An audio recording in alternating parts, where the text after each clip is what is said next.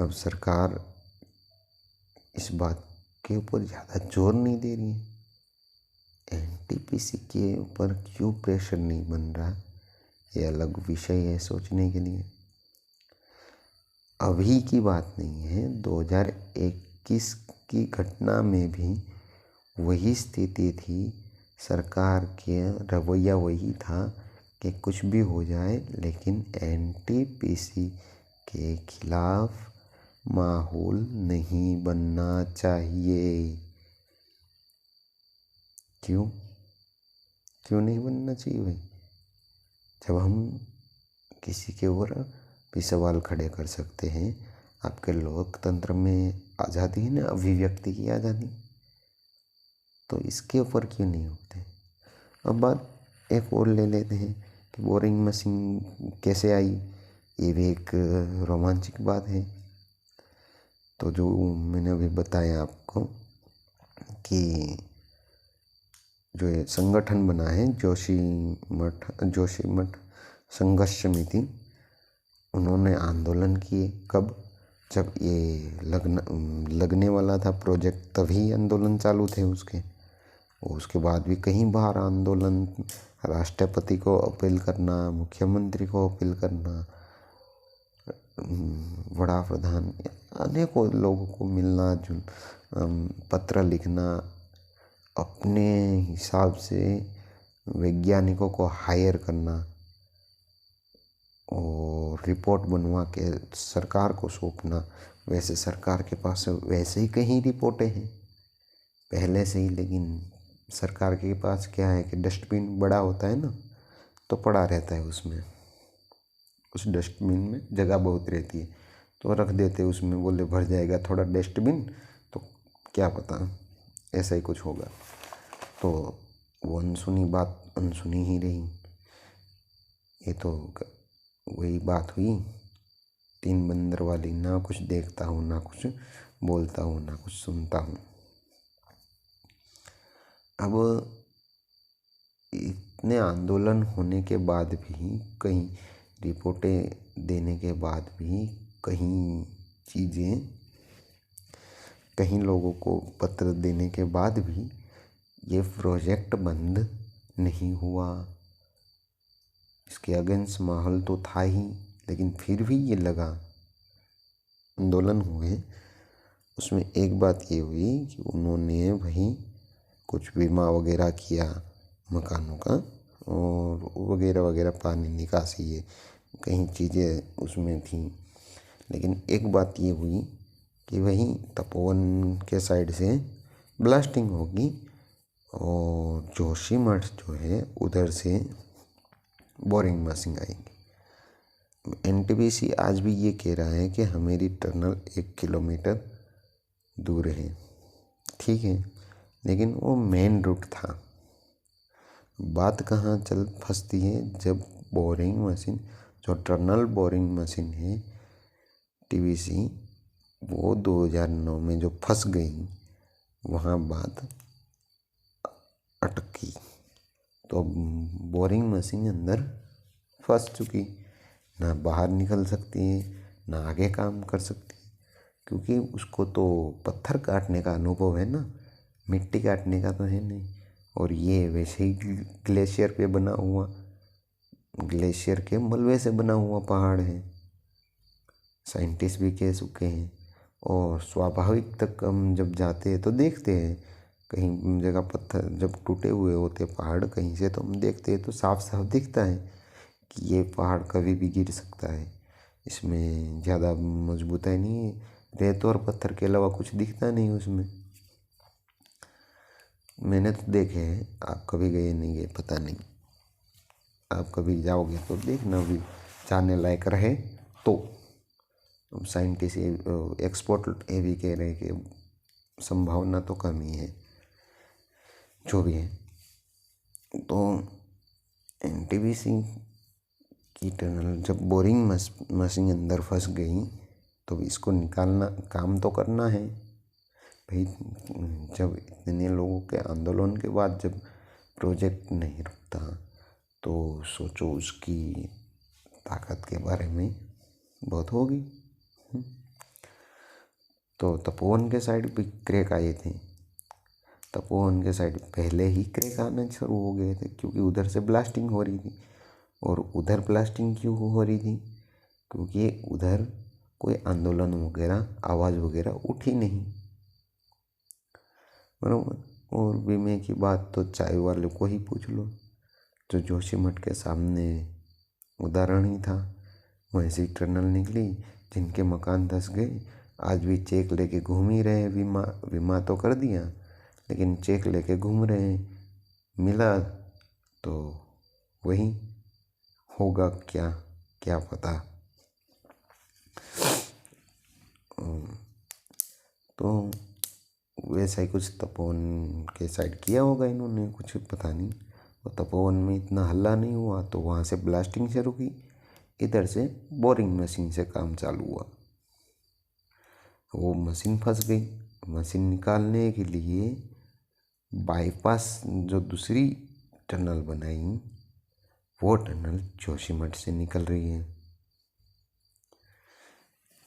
ठीक है, तो वो टनल जोशीमठ से निकल रही है।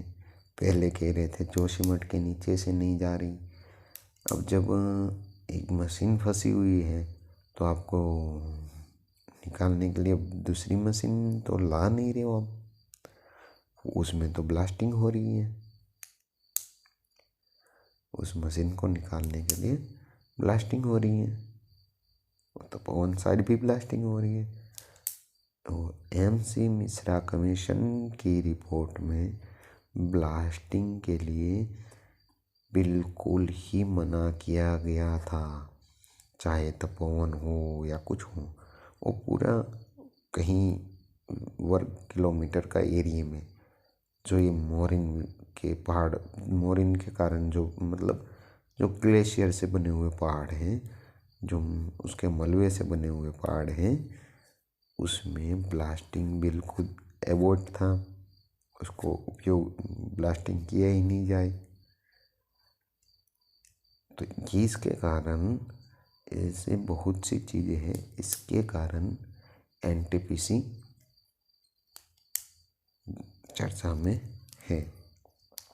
NTPC को हाईलाइट क्यों नहीं होता, ये सवाल सोचने वाला है। और ये भी सरकार से पूछा जाए कि इसके कनेक्शन, जब जियोलॉजिस्ट विभाग, भूगर्भीय वैज्ञानिक जब कह रहे हैं कि इसका कनेक्शन हो सकता है, तभी सुर में उनका भी इशारा इसी ओर है। तो उस और जांच क्यों नहीं हो रही है? कहीं बार चेताया कहा गया है, रिक्वेस्ट की गई है, आंदोलन हुए हैं, तो ना ही प्रोजेक्ट बंद हो रहा है, ना ही उसके कनेक्शन नहीं होने का ठोस सबूत मिल रहा है। जितने भी कारण देखने जाए तो आखिरी में मिल के ऐसा ही लगता है, हाँ भाई ये तो हो ही सकता है। तो ऐसा है। अब आता है सड़कों की बात। चलो ठीक है, नेशनल सिक्योरिटी का इशू है, लेकिन मैं केवल जोशीमठ की बात नहीं कर रहा हूँ। मैं पूरा ही हिमालय पर्वत की बात कर रहा हूँ। पूरे ही पहाड़ी क्षेत्र की बात यहाँ पे चल रही है। जैसे पहले के यहाँ भटवाड़ी, धारचूला, मंसूरी, गोपेश्वर, कर्णप्रयाग, यहाँ सब हर जगह तो मिलिट्री की रोड नहीं है। ओली, जैसे ओली पावर प्रोजेक्ट के डैम बने हैं कहीं, ओली की ओली के लिए इतना बड़ा मतलब प्लेटफॉर्म बन कैसे गया? इतना बड़ा प्लेटफॉर्म बना तो स्वाभाविक बात है पर्यटन होगा, पर्यटन आएंगे तो होटल खुलेगी।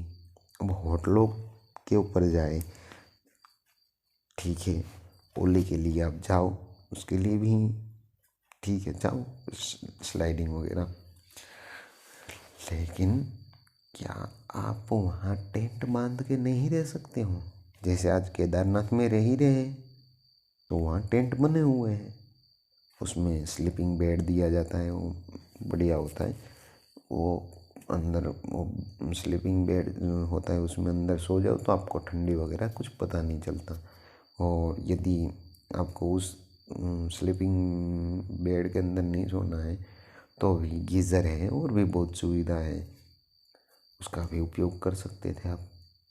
तो होटलें 4-4, 5-5, 6-6 मंजिला होटलें बनाने की ज़रूरत क्या थी। अब दूसरी बात करें तो अनियंत्रित निर्माण जो लोग वहाँ आके बसने लगे, तो लोग बस रहे थे, मानते हैं, ठीक है। तो इसको नियंत्रण में करने का काम किसका था? सरकार का। और इस रोल को भी मैं इतना नहीं मानता, क्योंकि जब पहले भी मैं बताया ना कि एक के ऊपर एक 5-6 मंजिला मकान होगा तो वो लोड ज़्यादा उठाएगा। और जब टपरी बनेगी टीन सेट जैसा, या भले ही पक्का बने या हल्का फुल्की चीज़ों से बने, तो वो मतलब एक मंजिला मकान मान लो, अगर उस पे ऊपर मंजिल नहीं होगी तो साइंटिफिक तरीके से देख के अगर बनाई जाती बस्तियाँ बना, तो इतना अनियंत्रित निर्माण नहीं होता, और हो सकता उतना रोकते, जितना हो सकता उतना। तो कुल मिला के इतनी बात निकलती हैं, अलग अलग प्रकार के प्रोजेक्ट, डैम, अनियंत्रित निर्माण में होटलें, फिर पानी के निकास के लिए जो करना पड़े वो सरकार ने ध्यान नहीं दिया। सड़कों का जाल, चारधाम परियोजना का जो मार्ग है उसमें भी थोड़ा बहुत साइंटिफिक तरीका अपनाया गया। अगर वो सड़क भी बनाते हो तो ठीक है, बनाओ, अब देश के लिए जान तो हाजिर है ही, लेकिन विकास की इस परिभाषा को विनाश की ओर मत ले जाओ। ये परिभाषा विकास की नहीं, विनाश की ज़्यादा दिखती है। मैं केवल और केवल सड़क निर्माण, एक ही सड़क जो माना गांव को लिए जाती है उसको छोड़ के, क्योंकि वो नेशनल सिक्योरिटी इश्यू है, इस पे एक पे ही सवाल नहीं बनता।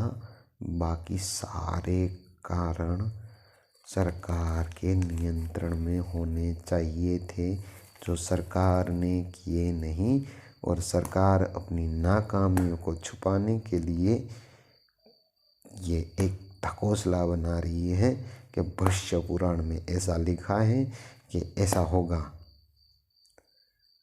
तो भविष्य पुराण में केवल बद्रीनाथ का बताया है, जोशीमठ का भी मान लेते हैं एक तरह से, लेकिन उसको भी होने के लिए बहुत समय है।